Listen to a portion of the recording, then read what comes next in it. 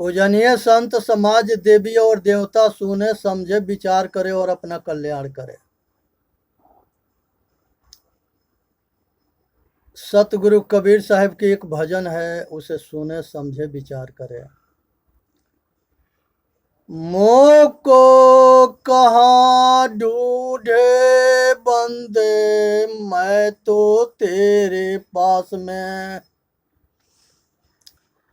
मोको कहाँ ढूंढे बंदे, मैं तो तेरे पास में। ना तीरथ में ना मूरत में, ना एकांत निवास में। ना तीरथ में ना मूरत में, ना एकांत निवास में।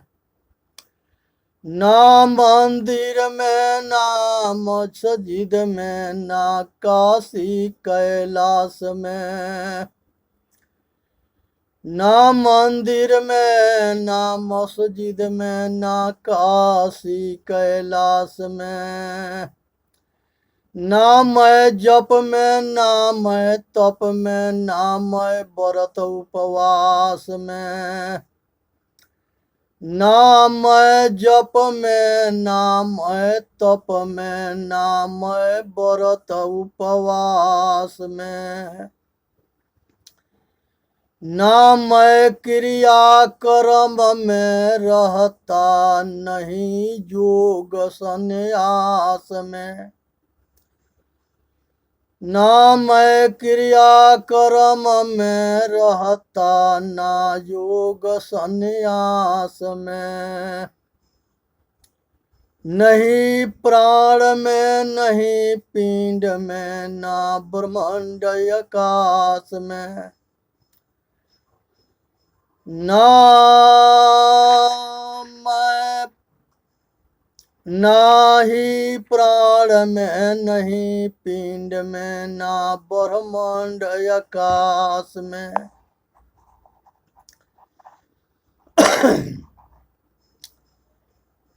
ना मैं भृगुटी भंवर गुफा में, सब श्वासन के श्वास में। ना मैं भृगुटी भंवर गुफा में, सब श्वासन के श्वास में। खोजी होए तो तुरंत मिल जाऊं, एक पल के ही तलाश में। खोजी होए तो तुरंत मिल जाऊं, एक पल के ही तलाश में। कहीं कबीरा सुनो भाई साधो, सब श्वासन के श्वास में। कहीं कबीरा सुनो भाई साधो, सब श्वासन के श्वास में। हे भाई, संसार के अंदर ये मोह को कहाँ ढूंढ रहे हो भाई? हम तो सब घट घट में रमता हूँ, बसता हूँ, जानता हूँ। यही जो है साक्षी हूँ, स्वयं हूँ, खुद हूँ, मैं हूँ, जागृत हूँ। खुदा खुद है, जुदा जान अधूरा है। एक कुरान शरीफ में आया है। सतगुरु कबीर साहब कहते हैं, दिल में खोजो दिल ही में खोजो, यह करीमा रामा। जाके खोजत कल पो गया, घट ही माही सो मोर। बाढ़े गर्भ गुमानते, ताते पर गए दूर। जीव मत मारो बापुरा, सबका ये के प्राण। हत्या कबहु न छूटी है, कोटिन सुनो पुराण। जीव घात न कीजिए, बहुरी लेते वे कान। तीरथ गए न बाची है, कोटिन हीरा देहु दान। 6,96,000 सहस्त्र रमैनी, एक जीव पर हो। आत्म अनुभव सो सुप्रकाशा, बड़े भागौर आवहु जासु। हे भाई, अपने आप के तरफ मोड़ जाओ, इसी में कल्याण है और इसी में सुख है, इसी से मानव जाति के हित होता है। संसार के अंदर में जो है, भगवान राम जब वनवास में जाते हैं तो सेवरी से मिलते हैं। और सेवरी माता जो है बहुत तैयारी के साथ, बहुत श्रद्धा के साथ भगवान राम के इंतजार कर रही थी। जब भगवान गए, डेली झाड़ू लगाना रास्ता में, डेली फूल से सजाना, डेली इंतजार करना, डेली फल मूल को चीख करके जो मीठा होता था उसको थाली में सजा के रखना। एक दिन भगवान वहाँ पहुँच गए। माता सेवरी जो है बहुत श्रद्धा से ले गई आश्रम में, बैठाई, पानी पिलाई, नाश्ता कराई और अपने जो बैर था, जूठी बैर, वो जो है भगवान राम को खिलाई। लक्ष्मण उसे ना खा के पीछे फेंक दिए। कहा जाता है कि वही जो पीछे फेंके थे वही संजीवनी बूटी बना, और जब मूर्छित हुए थे तो उसी से उनको प्राण के रक्षा हुआ। भाई, यहाँ प्रेम के सम्मान करो, जाति के या मजहब के नीच ऊंच के अहंकार छोड़ करके सबके आदर दो। कौन कहता है कि भगवान राम मर्यादा नहीं पालन करते थे? वो मर्यादित थे। भगवान सेवरी के जूठे बैर खा के आप बहुत प्रसन्न होते हैं और कहते हैं कि हे माता, आज ये बैर की आनंद जो है हमको बहुत अच्छा लगता है, और हमको वो आनंद आ रहा है कि हमको लगता है कि हम अयोध्या में कौशल्या माता के हाथ से भोजन कर रहे हैं। माता तो धन्य है कि आज जो है ऐसे सुख की अनुभूति हमको करा रही है। तो इसलिए जो है राम जो है सभी के सम्मान करते थे, आदर करते थे और सबसे प्रेम करते थे। यहाँ से सीख लेना चाहिए।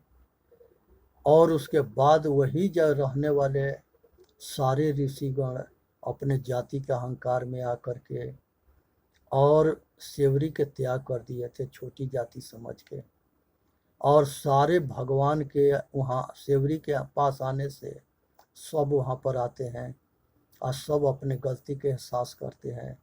और राम जो है सबको विवश कर दिए, लाचार कर दिए, मजबूर कर दिए कि माता सेवरी के सने भेदभाव मत करना। ये माता है तो माता के कोई माता के जात ना होता है।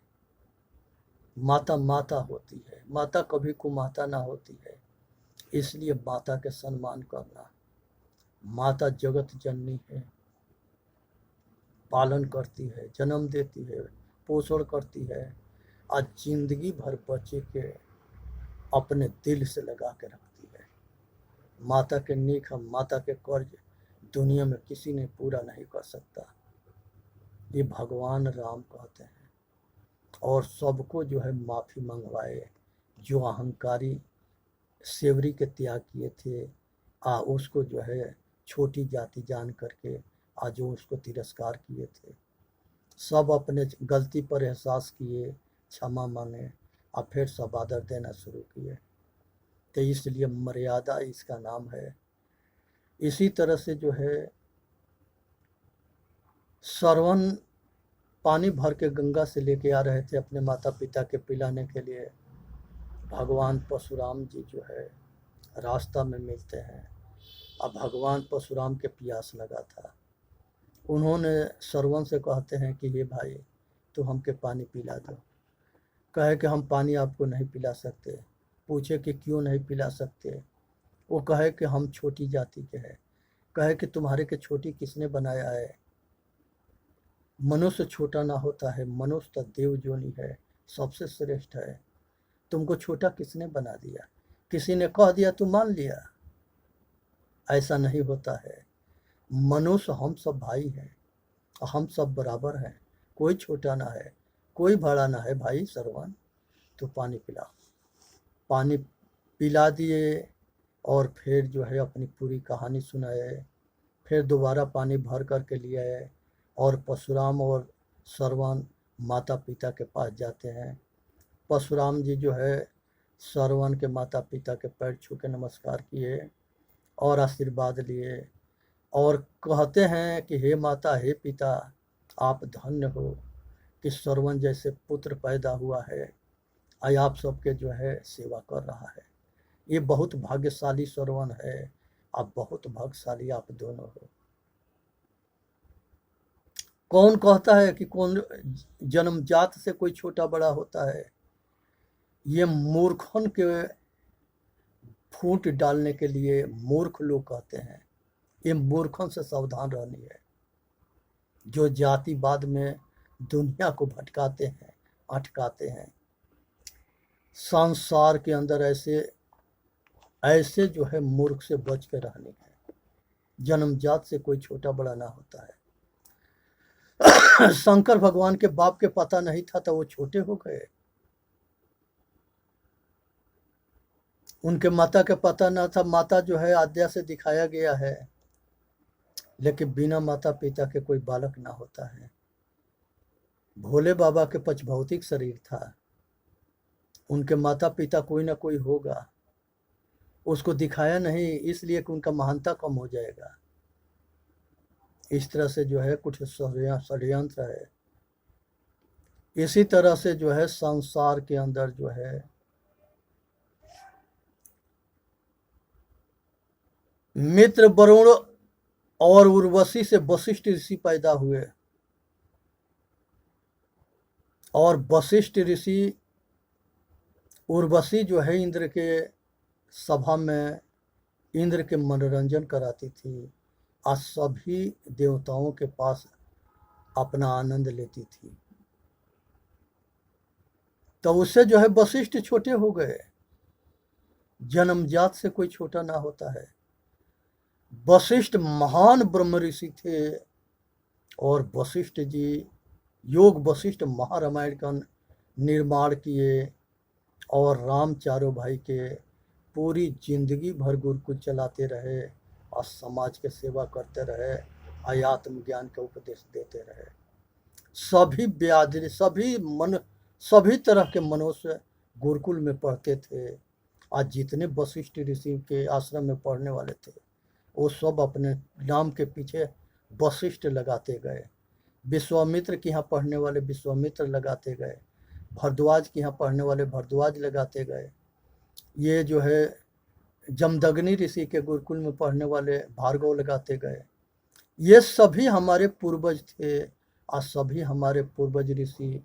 वो जातिवाद वहाँ नहीं था, इंसानियत थी। तो इसलिए जो है भेदभाव खत्म करके इसको जो है ये भंगी के पुत्र पराशर ऋषि थे। अब पराशर ऋषि के लड़का वेद व्यास हुए धीवरी से संजोग करके, और पराशर ऋषि के लड़का जो है सुखदेव हुए जो महाभारत के कथा राजा परीक्षित को सुनाए। इस बात को समझना चाहिए। जबाल और जबाली जो है, जबाली का लड़का जबाल होता है और गौतम ऋषि के आश्रम में पढ़ने जाता है गौतम ऋषि पूछते हैं कि तुम्हारा कुल क्या है। उसने अपने माँ से पूछता है। उसकी माँ कहती है कि हे बेटा, हमने जो है अनेक ऋषियों के संयोग से तुमको पाया है। सब ऋषि के हम सेवा करते थे और हम उसी संयोग में तुमको पाए हैं। तो हमारा गोत्र जो है ऋषियों के गोत्र है। जा करके उसने बताया कि हमारी माँ कहती है कि हम ऋषियों के सेवा में तुमको पाए हैं। कहे कि जो सत्य बोलता है वो ब्राह्मण होता है। बेटा तू ब्राह्मण है। और गौतम ऋषि आत्मज्ञान के उपदेश जबाली को देते हैं और जबाल महाआत्मज्ञानी होता है। उसके बाद से एक लभ्य होता है, द्रोणाचार्य के यहाँ पढ़ने जाता है। लेकिन द्रोणाचार्य जो है, ये आप जितने कुलाचार्य थे ये लोग जो है बड़े लोगों को पढ़ाते थे, छोटे लोगों को नहीं पढ़ने देते थे, त्याग करते थे। संयोग बस जो है जब एकलव्य के वो नहीं पढ़ाए तो एकलव्य उनका मूर्ति एक बनाता है और उसी मूर्ति के जो है श्रद्धा से जो है अभ्यास करता है और वो जो है तीर धनुष चलाने में पारंगत पूर्ण होता है। एक समय जो है द्रोणाचार्य जो है अपने शिष्य को लेकर के घूम रहे थे। उन लोगों के साथ में एक कुत्ता था। एकलव्य भी जंगल में था। वो कुत्ता उस पर भौंकने लगा। एकलव्य जो है उसके मुंह जो है बाण से बंद कर दिया, जो कुत्ता बोल ना सके। उसके मुंह बंद देख करके द्रोणाचार्य झायस हो गए कि कौन ऐसा धनुषधर है जो एक कुत्ता के मुंह बंद कर दिया और ये घायल भी ना हुआ। फिर उसने जो है द्रोणाचार्य के पास वो एकलव्य वो जंगल में मिलता है। उस समय साथ में अर्जुन भी थे। कहे कि हमने दुनिया में सबसे बड़ा धनुषधर अर्जुन के बनाए हैं। एकलव्य से पूछे कि तुम्हारा गुरु कौन है। कहे कि प्रभु हमारा गुरु आप हो।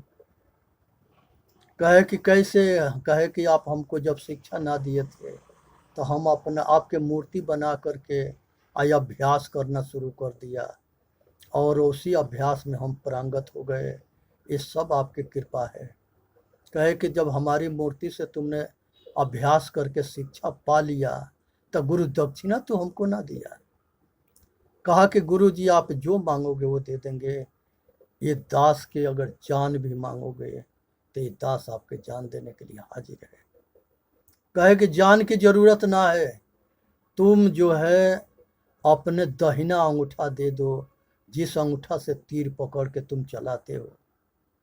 उसने काट के अंगूठा दे दिया।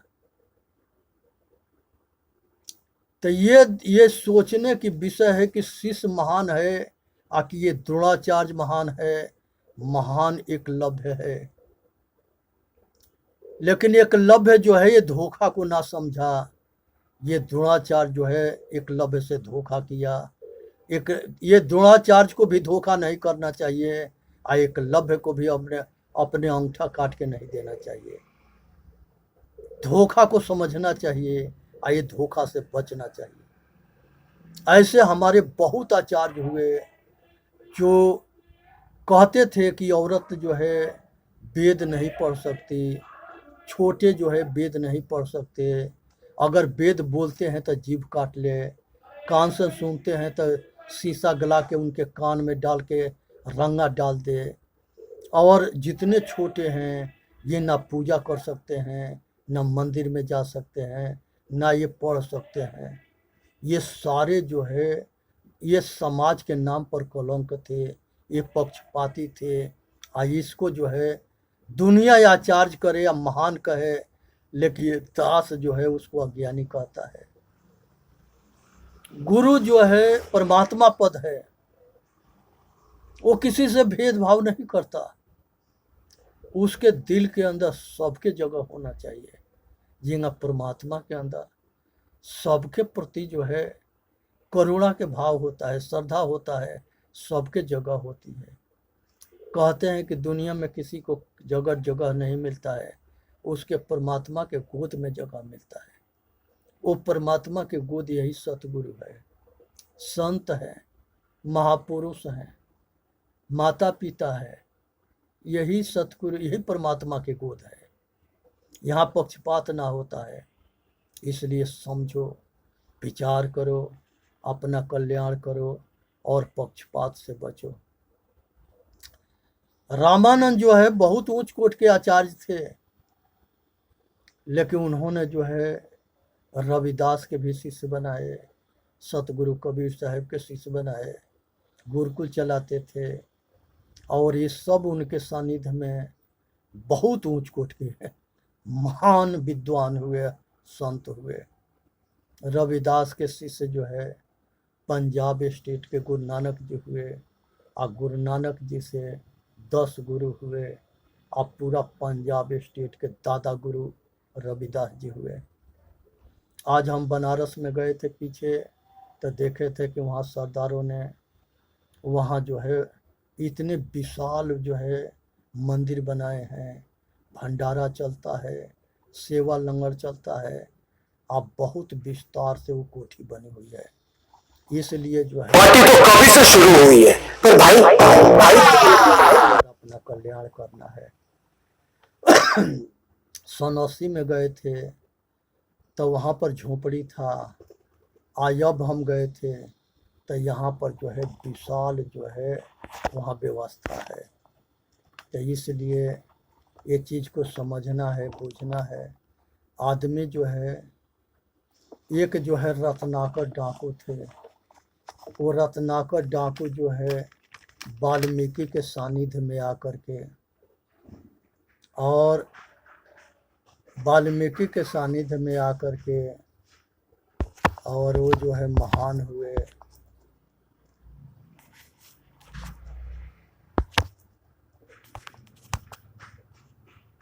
वो वाल्मीकि के सानिध्य में आकर के महान बने।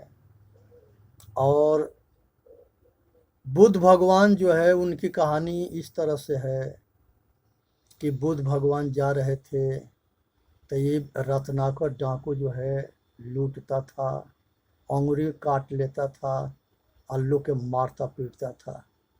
बुद्ध भगवान से कहा कि ठहरो। वो कहे कि हम तो ठहर जाएंगे, तुम कब ठहरोगे? कहे कि हम अंगुलियां मार डाकू है, तुमको हमसे डर ना लगता है? कहे कि संत निर्भय होते हैं, संत के डर ना होता है, वो सबके हित चाहते हैं, हम तो तुम्हारा भी कल्याण चाहते हैं। कहा कि मतलब है ये है कि तुम जो पाप करते हो, तुम्हारे आज लूट के कमाई में सारे खाते हैं, और जो पाप करते हैं इसके दुख भोगोगे अकेले। पूछिए वो अपने घर में कि इसके दुख में सब भागीदारी निभाएंगे? कहा कि तुम हमके धोखा दे करके भागना चाहते हो। उसने पेड़ में बांध दिया और जाके अपने परिवार वालों से पूछा। सब कह दिए कि हमने तुमको पाल पोस के जवान किया, हमको पता कहा है कि तू अधर्म करके कमा के खिलाते हो, आकि धर्म करके कमा के खिलाते हो, लेकिन तुम्हारे पाप में हम लोग भागीदारी नहीं लेंगे। माता पिता पत्नी बच्चे सब मने कर दिए। आके उनको पैर पर गिरता है, बुद्ध भगवान के आशीर्वाद मांगता है और कल्याण के मार्ग पूछता है। कहा कि अभी तक ले तू पाप करता था, दुख देता था, अब आज के बाद धर्म कर, सबके सुख दे, तुम्हारा कल्याण हो जाएगा। और चेतन घाट घाट में रमने वाला राम के परिचय करा दिए।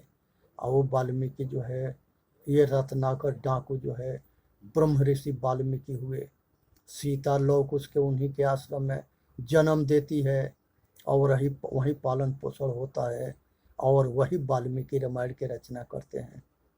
तो यहाँ पर जाति से महान नहीं हुए, कर्म से महान हुए। मनुष्य कर्म से महान होता है, कर्म के जानो। इसलिए वेद में कहा गया है कि कर्म ही ईश्वर है, और कर्म ही पूजा है, और कर्म ही धर्म है। अपने कर्म के संभालो, सब कुछ संभल जाएगा। अपना वर्तमान के ठीक करो, भूत भविष्य सब ठीक हो जाएगा। तो इसलिए जो है कालिदास हुए, ये यादव परिवार से थे, गरीब आदमी थे, जिस डाल पर बैठे थे उसी डाल को काट रहे थे। विधोत्मा जो है पंडित के लड़की थी, उसने जो है सबको परास्त कर दी थी पंडितन के। और पंडित जो है ये सब के बोली बंद हो गया था। तो ये धोखेबाज होते हैं सब। वो सोचे कि इसको मूर्ख से शादी करा दे। तो वहाँ जहाँ पर वो बैठे थे पंडित सब, जिस पेड़ के नीचे ऊपर, उसी में जिस पर वो बैठा था उसी डाल को काट रहा था। एक पंडित देखा, कहा कि रे अब इसे मूर्ख दुनिया में और कोई खोजने से ना मिलेगा, ले चल इसी के जो है पंडित बना। अब वेशभूषा पहिराए, अब मौन व्रत के धारण करा करके आ जा करके वहाँ प्रश्नोत्तरी कराते हैं सब। और वहाँ पर जो है कालिदास के जो है समर्थन करते हैं सब। और वहाँ जो है विधोत्मा के जो पिता था उसको ये नमस्कार करता है, आय अपने आप का उनको सम्मान देता है, वो खुश हो जाते हैं। और विधोत्मा एक उंगली दिखाती है तो ये सोचता है कि कहती है कि तुम्हारा एक आँख फोड़ देंगे। तो ये यादव जी जो है दोनों उंगली दिखाता है, कहा कि हम साले हम तेरे दोनों आँख फोड़ देंगे। उसने जो है 5 उंगली दिखाती है। जब एक उंगली दिखाया विधोत्मा तब कालिदास 2 उंगली दिखाया। पंडित इसे समझा दिए उसके बाप के कि दुनिया के सृष्टि करने वाला एक है कि 2 है। तो वो कह दिया कि 2 है, प्रकृति और पुरुष, ये न समझा दिए। जब वो 5 दिखाया हाथ खड़ा करके थापर, तो ये अपना मुट्ठी बांध के सम्मार, वो सोचा कि थापर दिखा रही है, तो ये कहा कि हम घूसा मार के तेरे के मार दूंगा, घूसा मार दूंगा जब तू थापर मारेगी। तो पंडित कह दिए कि ये संसार के सृष्टि 5 मिल के करते हैं, आके 5 अलग अलग करते हैं कि 5 मिल के करते हैं। तो कालिदास ने उत्तर दिया था, सब मुट्ठी बांधा था, तो कहे कि ये सब मिल के सृष्टि करते हैं, 5 महाभूत। अब वहीं पर जो है पराजय हो जाता है और इसके संग शादी हो जाता है। जब सुहाग रात मना लेता है और दूसरे दिन ये बैठता है, विधोत्मा से बात होता है, और बाद में पता लगता है कि तब महान मूर्ख से हमारा शादी पंडित ने धोखा से करा दिया। उसने उसको घर से भगा देती है, कहती है कि घर में तब तुम आओगे जब विद्वान बन जाओगे। विधोत्मा जो है उसको घर से निकाल देती है, और कहते हैं कि उसको धक्का मार दी, पीछे गिर गया। काली मंदिर था, उसी काली मंदिर में वो जो है वहाँ के पुजारी जो है उसने एक गुरु से संपर्क करा दिया। अब कालिदास वहाँ जा कर के बनारस में वहाँ पढ़ना शुरू किया। अब महान विद्वान हुआ, बहुत पुस्तक लिखे। और फिर विद्वान होने के बाद जब आए तब विधोत्मा जा कर के लिए ही पता लगा था। तो जब जिस समय कालिदास विधोत्मा को चाह रहे थे, उस समय विधोत्मा ने जो है कालिदास के जो है घर से निकाल दी। और जिस समय विधोत्मा कालिदास को चाहना शुरू करी, उस समय कालिदास जो है विधोत्मा के त्याग के चले गए। तो चाह नहीं मैं सुर वाला को गहने में गुथा जाऊं, और चाह नहीं प्रेमी माला के बिंद प्यारी को ले जाऊं। ये चाह जो है जब रहता है तो जिसको चाहता है वो नफरत करता है, और जब चाह मिट जाती है तो नफरत करने वाला चाह करता है। जिसको जितने खोजोगे, जितने वो अपनाओगे, जितने उसको पाना चाहोगे, वो उतना ही दूर भागता है। इसलिए चाह के और राह के छोड़ो, अपने आप में मुड़ो और अपना कल्याण करो। चेतन जीव दुख मुक्त चैनल पर आके अपना कल्याण करे। बोलिए सतगुरुदेव की जय। साहेब बंदगी, साहेब बंदगी, साहेब बंदगी।